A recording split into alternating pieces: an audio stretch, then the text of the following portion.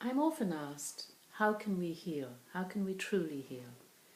We can do lots of workshops, we can read lots of books, we can do lots of therapy and meditation, pursue a spiritual practice.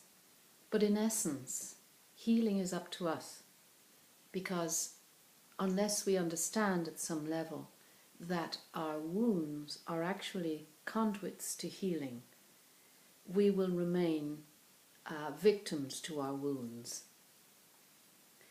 One of the problems is, I think, that our modern way of, I think that's changing, but our modern way of going about healing has a narcissistic element to it, in that if we have a sense of entitlement, if we have a sense of being victimized, then we have no chance of healing, because at some level we're still projecting outwardly.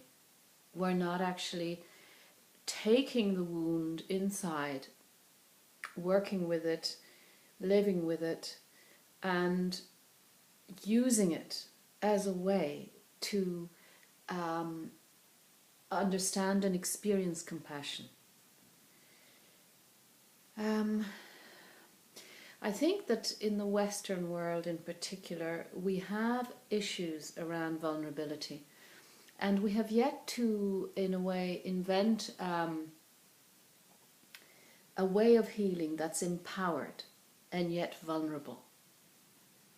We have a tendency to not accept our vulnerability, or to see our vulnerability as actually a hindrance, whereas in fact it is that very vulnerability, or that ability to suffer or to engage with suffering, that somehow engages in us, the healer, and enables us to connect with the rest of humanity, with our fellow travelers, and to experience compassion.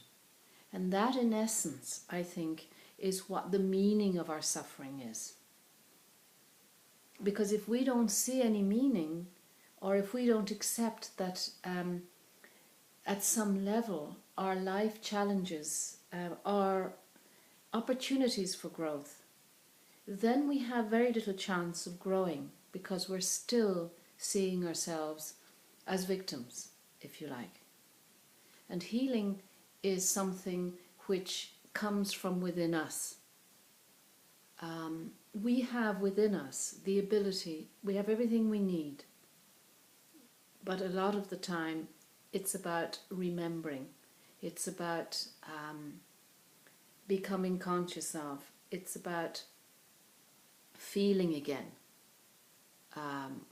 connecting with our hearts in a way that can lead us directly to compassion and to healing ourselves.